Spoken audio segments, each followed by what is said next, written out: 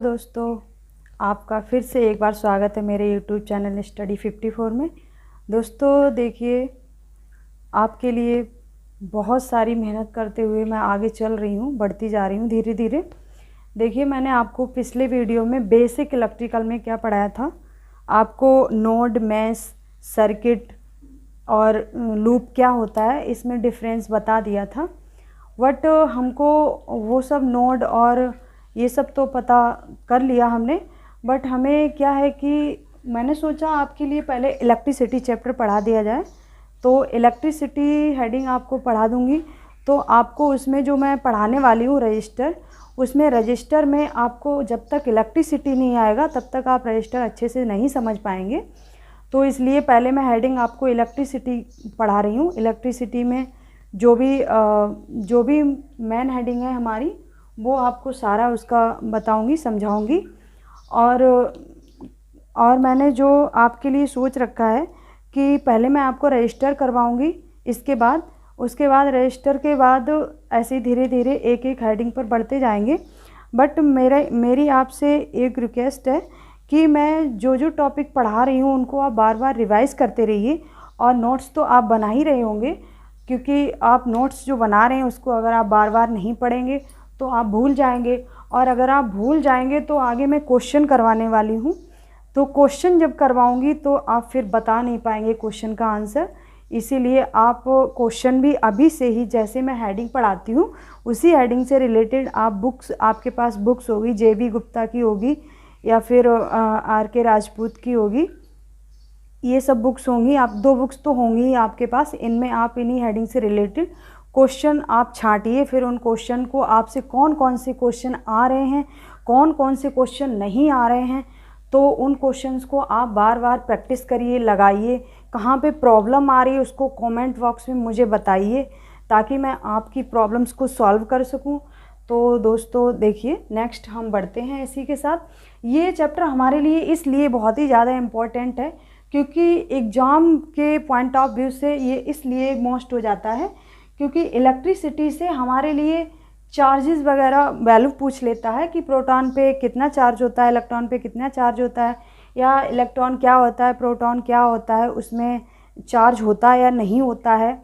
या फिर मॉडल पूछ लेता है रदरफोर्ड का, नील्स का, ऑफ वाउ का, ये सब मॉडल भी पूछ लेता है। तो इसीलिए मैंने आपके लिए ये एग्ज़ाम के पॉइंट ऑफ व्यू से बहुत ही इम्पॉर्टेंट है दोस्तों। इसीलिए फ्रेंड्स, मेरी आपसे रिक्वेस्ट है, इसको आप बहुत ही केयरफुली और बहुत अच्छे से समझिए, क्योंकि इसी पे हमारा बेस्ड है पूरा इलेक्ट्रिकल। अगर आप चार्जेस को नहीं समझ पाए तो आप करंट को नहीं समझ पाएंगे, करंट को नहीं समझ पाएंगे तो आप वोल्टेज को नहीं समझ पाएंगे, क्योंकि एक कड़ी से दूसरी कड़ी रिलेट करती है। आप छोटी कड़ी को समझेंगे तभी आप बड़ी कड़ी पर पहुंचेंगे। इसीलिए प्लीज़ आप ये चैप्टर बहुत ही केयरफुली से समझिए। मैं आपको समझा रही हूँ। देखिए क्या है, इलेक्ट्रिसिटी हमारा बेसिक इलेक्ट्रिकल में ही आता है। बेसिक इलेक्ट्रिकल आप लिख लीजिए यहीं पे।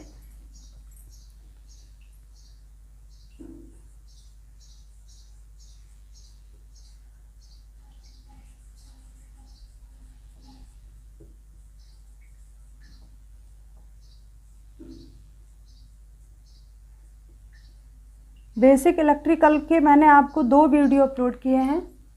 उन 2 वीडियो में आप बार बार रिवीजन करते रहिए। अभी नेक्स्ट ये पढ़ा रही हूँ, इसमें इलेक्ट्रिसिटी देखिए क्या है। इलेक्ट्रिसिटी यानी कि विद्युत आवेश। विद्युत आवेश क्या है, इलेक्ट्रिसिटी क्या है? इलेक्ट्रिसिटी का मतलब है इलेक्ट्रिसिटी में इलेक्ट्रिक चार्ज होता है। इलेक्ट्रिक चार्ज क्या होता है? विद्युत चार्ज। विद्युत चार्ज का मतलब है कि उस पर कितने चार्जेस ऑफ इलेक्ट्रॉन्स हैं, या चार्जेस ऑफ प्रोटॉन्स हैं, या न्यूट्रॉन है, क्या है मतलब। इसीलिए ये न्यूट्रल और पॉजिटिव, नेगेटिव, ये हमारे चार्जेस होते हैं। तो देखिए मैंने कैसे आपको फिगर के माध्यम से बताया है। इलेक्ट्रिक चार्ज क्या होता है? इलेक्ट्रिक चार्ज में 3 चार्जेस होते हैं। फर्स्ट होता है पॉजिटिव, फर्स्ट होता है हमारा पॉजिटिव, जो किस पे होता है? प्रोटॉन पे होता है। प्रोटॉन पर क्या होता है? पॉजिटिव चार्जेस होता है। न्यूट्रॉन क्या होता है? हमारा न्यूट्रल होता है, उस पर कोई चार्ज नहीं होता है। मैंने नीचे लिख भी दिया है, नो चार्जेस। और निगेटिव चार्जेस क्या होता है, इलेक्ट्रॉन होता है, इलेक्ट्रॉन पर हमारा निगेटिव चार्जेस होता है। अब देखिए चार्जेस की वैल्यू, इलेक्ट्रिक चार्ज की वैल्यू क्या होती है, 1.6 इंटू 10⁻⁻⁻19। ये हमारा कोई भी चार्ज हो उस पर इतना चार्ज होगा, सिर्फ न्यूट्रॉन को छोड़कर, क्योंकि न्यूट्रॉन पर कोई भी चार्ज नहीं होता है। इसीलिए देखिए नेगेटिव पर माइनस में 1.6 इंटू 10⁻⁻19 वैल्यू होती है, और प्रोटॉन पर पॉजिटिव 1.6 इंटू 10⁻⁻19 वैल्यू होती है। आपको ये वैल्यू बहुत ही इम्पोर्टेंट है, ये पूछ लेता है। ये हमारा चार्ज है, ओके। देखिए मास भी पूछता है, इसका भी मास पूछता है, तो मास भी लिख लीजिए इसका। इलेक्ट्रॉन का मास होता है 6.25 इंटू 10⁻18, 6.25 इंटू 10⁻18। और देखिए इस तरह से ये फिगर आप बना लिए होंगे। आगे देखिए मैं आपको बता रही हूँ, आपको क्या बताना चाह रही हूँ, मैं मॉडल बताना चाह रही हूँ रदरफोर्ड का। तो आप हेडिंग डालेंगे रदरफोर्ड का मॉडल। रदरफोर्ड का मॉडल क्या है, 1911 ईस्वी में रदरफोर्ड एंड नील्स बोर ने मिलकर एक मॉडल तैयार किया था, जिस मॉडल में क्या बताया था कि हमारा एक न्यूक्लियस होता है, जो भी हमारा एक न्यूक्लियस होता है उसमें क्या होता है, पॉजिटिव चार्ज होता है। वो न्यूक्लियस हमारा पॉजिटिव चार्जेस रखता है। उसके चारों ओर क्या होता है, नेगेटिव चार्ज होता है, जो क्या करता है, वो नेगेटिव चार्ज मूव करता है। नेगेटिव चार्ज मूव करता है किसके, न्यूक्लियस के चारों ओर। ये हमें नील्स बोर और रदरफोर्ड ने बताया।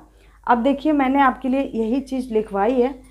रदरफोर्ड और नील्स बोर ने 1911 ईस्वी में, बोर और रदरफोर्ड ने यह बताया कि यह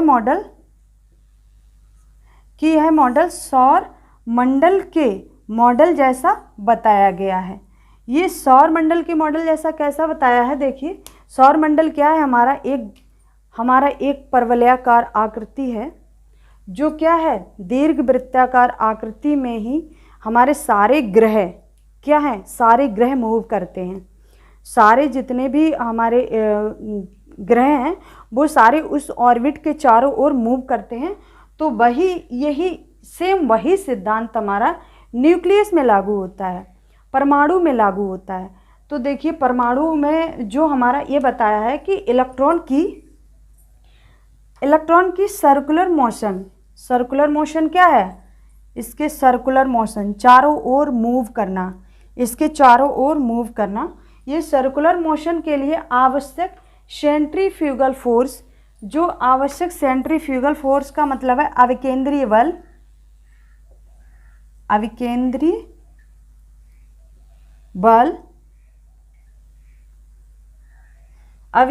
बल क्या होता है, सेंट्रीफ्यूगल फोर्स न्यूक्लियस में, यहाँ पे लिखिए न्यूक्लियस में स्थित प्रोटॉन व इलेक्ट्रॉन के आकर्षण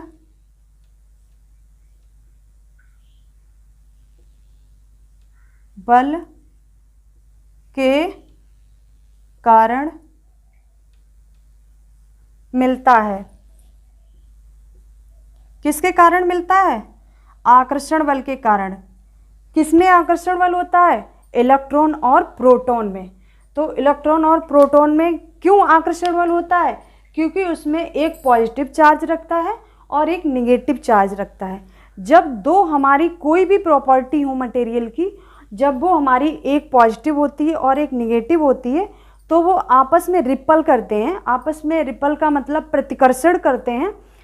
और या फिर आपस में आकर्षण करते हैं, प्रतिकर्षण जब होगा जब हमारा दोनों पॉजिटिव चार्ज हो या दोनों निगेटिव चार्ज हो, मतलब सेम चार्ज रखते हो, तब हमारा प्रतिकर्षण होता है। और जब हमारे अपोजिट चार्जेस रखते हैं दो मटेरियल, तो हमारा आकर्षण होता है। तो यहीं पर वही हमारा मॉडल है कि जब हमारा प्रोटॉन है वो पॉजिटिव चार्ज रख रहा है और इलेक्ट्रॉन है वो नेगेटिव चार्जेस है, तो इसीलिए यहाँ पर हमारा एक न्यूक्लियस में आकर्षण बल होगा उत्पन्न।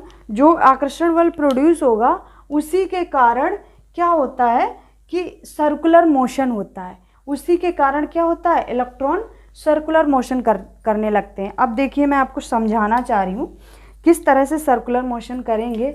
ये इलेक्ट्रॉन है हमारा, ये पॉजिटिव न्यूक्लियस में है, इसके साथ ही कंबाइंड होने की कोशिश करेगा, क्योंकि ये इलेक्ट्रॉन पॉजिटिव को अपनी ओर खींचेगा, पॉजिटिव इलेक्ट्रॉन को अपनी ओर खींचेगा। तो इसीलिए क्या होगा, ये दोनों एक दूसरे को अपनी ओर आकर्षित करेंगे।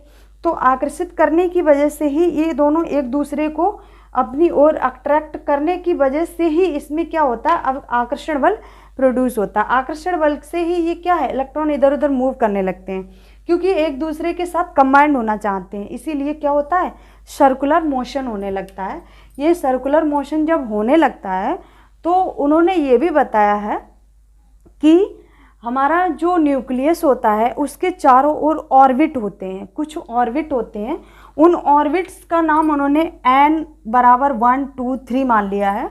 उन्होंने 1 2 3 एक गिनती को उन्होंने ऑर्बिट के लिए गिनती का नाम दे दिया है 1 2 3, ये ऐसे माना है। लेकिन उन्होंने क्या बताया है कि जब हमारा नील्स बोर ने बताया है कि जब हमारा इलेक्ट्रॉन मान लीजिए बाहरी ऑर्बिट से इनर ऑर्बिट में जंप करता है या फिर आता है, तो क्या होता है, उस समय एक एनर्जी प्रोड्यूस होती है। उस एनर्जी को इन्होंने डेल्टा ई माना है। इस डेल्टा ई एनर्जी किसके बराबर होगी, H इंटू न्यू। इसको क्या बोलते हैं, न्यू, इसको बोलते हैं म्यू। लिख लीजिए यहाँ पर ताकि आप कंफ्यूज ना हो, म्यू, इसको बोलते हैं mu. Delta E equal to S mu, इसके बराबर हीट प्रोड्यूस होती है यहाँ पर। तो ये हमारा इलेक्ट्रॉन यहाँ से बाहरी ऑर्बिट से इनर ऑर्बिट में जंप किया है, जिसके कारण एक हीट प्रोड्यूस होगी, यानी कि एक ऊर्जा विसरित होती है या ऊर्जा निकलती है जो H इंटू न्यू के बराबर होती है, यही बताया है। और क्या है, हमारे न्यूक्लियस में क्या है, इलेक्ट्रॉन है और प्रोटॉन है। इलेक्ट्रॉन नेगेटिव चार्ज होते हैं, प्रोटॉन पॉजिटिव चार्ज होते हैं। आई होप इतना समझ में आया होगा। अब नेक्स्ट आपको देखिए, रदरफोर्ड का मॉडल अच्छे से समझ में आया होगा, बट एक बार फिर से ओवरव्यू बता देती हूँ। रदरफोर्ड ने 1911 में नील्स बोर ने और रदरफोर्ड ने मिलकर एक मॉडल तैयार किया, जिसमें उन्होंने क्या बताया, जिस तरह से हमारे सौर मंडल में ऑर्बिट्स के चारों ओर, मतलब दीर्घ वृत्ताकार ऑर्बिट्स के चारों ओर क्या होता है कि जो ग्रह हैं वो चक्कर लगाते हैं, उसी तरह से हमारे न्यूक्लियस के चारों ओर इलेक्ट्रॉन चक्कर लगाते हैं। बट न्यूक्लियस में क्या होता है, पॉजिटिव चार्ज होता है और उसके चारों ओर निगेटिव चार्ज होता है। जब निगेटिव चार्ज मूव करते हैं तब उसमें क्या होता है, एक पॉजिटिव और नेगेटिव चार्ज एक दूसरे को अट्रैक्ट करते हैं, जिससे क्या होता है, इलेक्ट्रॉन में और प्रोटॉन में एक सर्कुलर मूवमेंट बन जाता है। सर्कुलर मोशन की वजह से ही क्या होता है, आकर्षण बल प्रोड्यूस होता है। आकर्षण बल प्रोड्यूस होने को ही उन्होंने क्या बताया है कि हमारा यही एक रदरफोर्ड का मॉडल और नील्स बोर का मॉडल है। तो उन्होंने ऑर्बिट्स को भी नाम दे दिया, यानी कि फर्स्ट ऑर्बिट का नाम 1 दे दिया, n बराबर, n क्या माना है, ऑर्बिट माना है, यानी कि orbit first, orbit second, orbit third, ऐसे उन्होंने नाम दे दिया है। बट ये भी बताया है कि जब बाहरी कक्षा से इलेक्ट्रॉन अंदर वाली कक्षा में जंप करेगा तो एक एनर्जी हीट के रूप में प्रोड्यूस होती है, जो H इंटू डेल्टा ई माना है, डेल्टा ई बराबर H इंटू म्यू, इसके इक्वल होगी। आगे देखिए आपको नेक्स्ट हेडिंग बता रही हूँ। देखिए दोस्तों, मुझे उम्मीद है कि आपको ये समझ में आया होगा, बट अगर फिर भी अगर कोई कन्फ्यूज़न है तो आप मुझे कमेंट बॉक्स में कमेंट करिए, मैं आपकी सारी प्रॉब्लम्स को सॉल्व करूँगी। और नेक्स्ट देख लीजिए, मैं आपको रदरफोर्ड के मॉडल बता दिया है आपको मैंने। अब मैं आपको ऑफ वाउ का मॉडल बताऊंगी।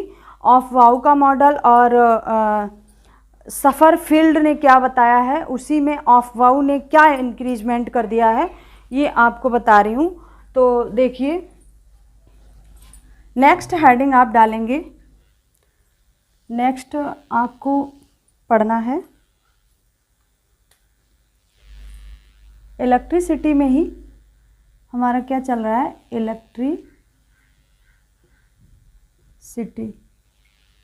इलेक्ट्रिसिटी में ही हम पढ़ रहे हैं। क्या पढ़ रहे हैं, देखिए मैंने आपको अभी रदरफोर्ड और नील्स का बता दिया।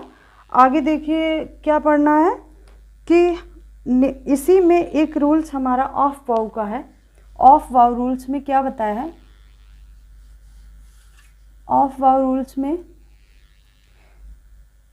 पहले थोड़ा सा और मुझे समझाना था। क्या समझाना था कि हमारा जो न्यूक्लियस होता है, हमारा जो परमाणु का न्यूक्लियस होता है, उसमें इलेक्ट्रॉन की संख्या और प्रोटॉन की संख्या क्या होती है, बराबर होती है। इलेक्ट्रॉन और प्रोटॉन क्या होते हैं, बराबर होते हैं। नंबर ऑफ इलेक्ट्रॉन्स की संख्या बराबर नंबर ऑफ प्रोटॉन्स की संख्या, ये हमारी बराबर होती है। ओके, आगे देखिए, आगे मुझे बताना है कि एक ऑफ वाउ मॉडल दिया है। ऑफ वाउ मॉडल में आप लिखेंगे ऑफ वाउ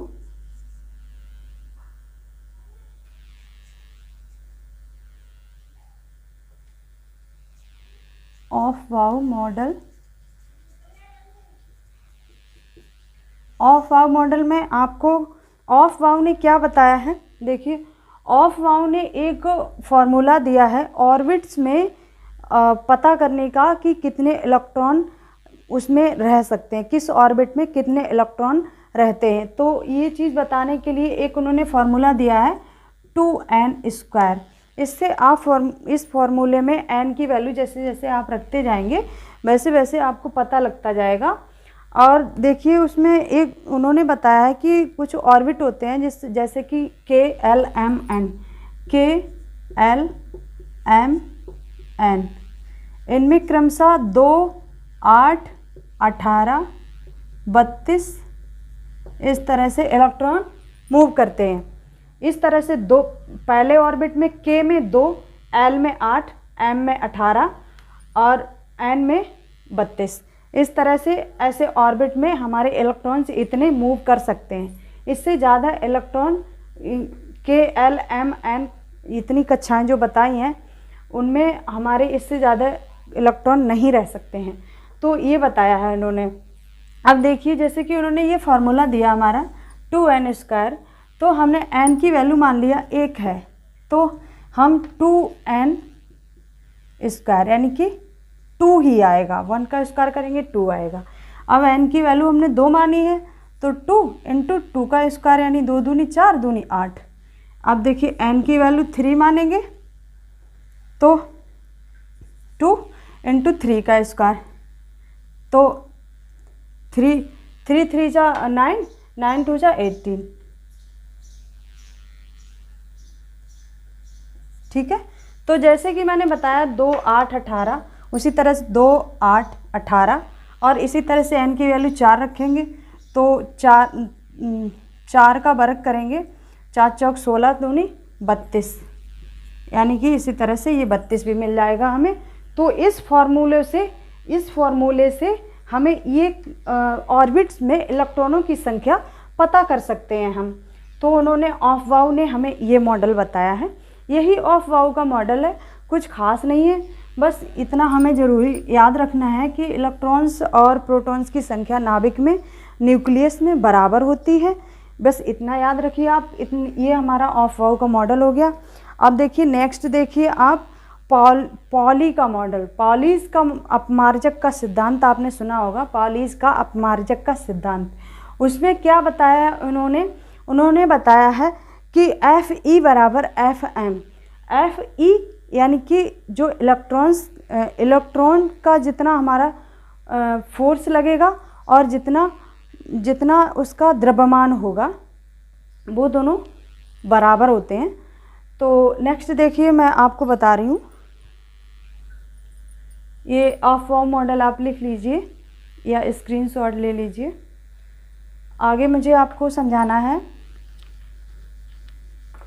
देखिए मुझे क्या समझाना है आपको, बहुत ही इम्पोर्टेंट चीज़ें बता रही हूँ। ये वैसे तो हाई स्कूल में ही 9th में ही हमको सीख लेना होता है, बट हम लोग जैसे जैसे आगे बढ़ते चले जाते हैं, डिप्लोमा में आते हैं, ये सब छोटी छोटी चीज़ें हम लोग इग्नोर कर देते हैं और इग्नोर करने की वजह से बहुत प्रॉब्लम्स आती है हमें। फिर हम छोटी छोटी गलतियाँ करने लगते हैं एग्ज़ाम में, जो हमारी यही छोटी छोटी चीज़ें छोड़ने की वजह से होती हैं गलतियाँ। आगे देखिए क्या है कि मान लिया हमने कोई पदार्थ ले लिया, लिथियम ले लिया। लिथियम का परमाणु क्रमांक क्या होता है? 3 होता है। अब हम इसका इलेक्ट्रॉन विन्यास जब करेंगे तो हम इलेक्ट्रॉन विन्यास करेंगे तो फर्स्ट ऑर्बिट में क्या आएगा? फर्स्ट ऑर्बिट में 1 आ जाएगा, 2 आ जाएगा। फर्स्ट ऑर्बिट में मैक्सिमम 2 इलेक्ट्रॉन रह सकते हैं, इसीलिए फर्स्ट ऑर्बिट में 2 इलेक्ट्रॉन्स हमने मूव करा दिए। फिर सेकंड ऑर्बिट में हमारा कितना बचा? 1 इलेक्ट्रॉन बचा है। 1 इलेक्ट्रॉन हमारा सेकंड ऑर्बिट में आ जाएगा। इसी सेकंड ऑर्बिट को ही हम आउटर ऑर्बिट क्या कहते हैं? आउटर ऑर्बिट कहते हैं सेकंड ऑर्बिट को ही। फर्स्ट ऑर्बिट में हमारे 2 इलेक्ट्रॉन्स हैं, सेकंड ऑर्बिट में हमारा बच गया 1, वो हमने सेकंड में रख दिया। तो इसका इलेक्ट्रॉन विन्यास क्या आ जाएगा? 2,1। ये हमारा इलेक्ट्रॉन विन्यास हो गया। ओके, इस तरह से हम किसी भी पदार्थ के लिए निकाल सकते हैं। जैसे कि हमने जैसे कि मान लिया नाइट्रोजन 7 होता है, इसमें क्या रखेंगे? 2, 4, 2, 8, ज़्यादा हो जाएगा 8, यानी कि 2 निकाल लिए, फिर कितने बचे? 5 बचे ना, तो 5 आ जाएंगे। इसका स्ट्रक्चर कैसा बनेगा? 2, 1, 2, 3, 4, 5 इलेक्ट्रॉन हमारे बाहरी ऑर्बिट में आ जाएंगे।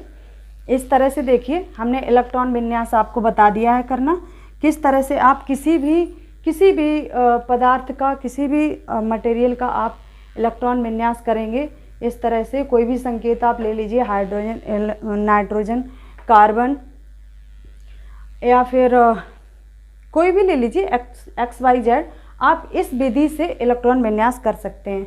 बट एक विधि और है जिसका नाम है 1s1, 1s2, 2s2, 3s2, 3p6, 3p6, 3d10, इस तरह से आगे तक है। तो ये भी एक हमारा रूल्स है, ये भी एक नियम है हमारा, जो किसने बताया? हमें अफवाह ने ही बताया। ये भी रूल्स हमारा अफवाह ने ही बताया। आप इस विधि से इलेक्ट्रॉन विन्यास करिए या फिर इस विधि से करिए, बट दोनों से ही आप कर सकते हैं। तो हमारा एग्ज़ाम में ये नहीं पूछा जाता है कि आप इस विधि से करिए इलेक्ट्रॉन विन्यास, बट आपसे ये पूछेगा, मान लीजिए कि हाइड्रोजन के बाहरी ऑर्बिट में कितने इलेक्ट्रॉन होंगे, या उसके पहली कक्षा में K ऑर्बिट में कितने इलेक्ट्रॉन होंगे, या फिर L ऑर्बिट में कितने इलेक्ट्रॉन होंगे। इस टाइप से क्वेश्चन पूछता है। आपसे ये नहीं पूछेगा कि आप इस रूल से आप इलेक्ट्रॉन विन्यास करिए। आपको बस क्या करना रहता है, इलेक्ट्रॉन विन्यास करने के बाद बाहरी ऑर्बिट में इलेक्ट्रॉन बताने रहते हैं। ये हमारे बाहरी ऑर्बिट में, ये क्या है? बाहरी ऑर्बिट में इलेक्ट्रॉनों की संख्या है। ये भी हमारी बाहरी ऑर्बिट में इलेक्ट्रॉनों की संख्या है। तो आपको बस इतना बताना रहता है एग्ज़ाम में, और बाकी आपसे और कुछ नहीं पूछता है, बस इतना याद रखिए। नेक्स्ट देखिए, मैं आपको मैंने सारे रूल्स बता दिए हैं जो इम्पोर्टेंट हैं। बाकी आपको कंडक्टिंग मटेरियल बताऊंगी आगे, जो वीडियो है उसमें आगे बनाऊंगी, उसमें कंडक्टर मटेरियल बताऊंगी। कंडक्टर मटेरियल क्या होते हैं वो उसके बारे में बताऊंगी। उसके ही अंतर्गत हमारा रजिस्टर आता है जिसे मैं पढ़ाऊंगी आगे नेक्स्ट वीडियो में। तब तक के लिए दोस्तों इतना ही।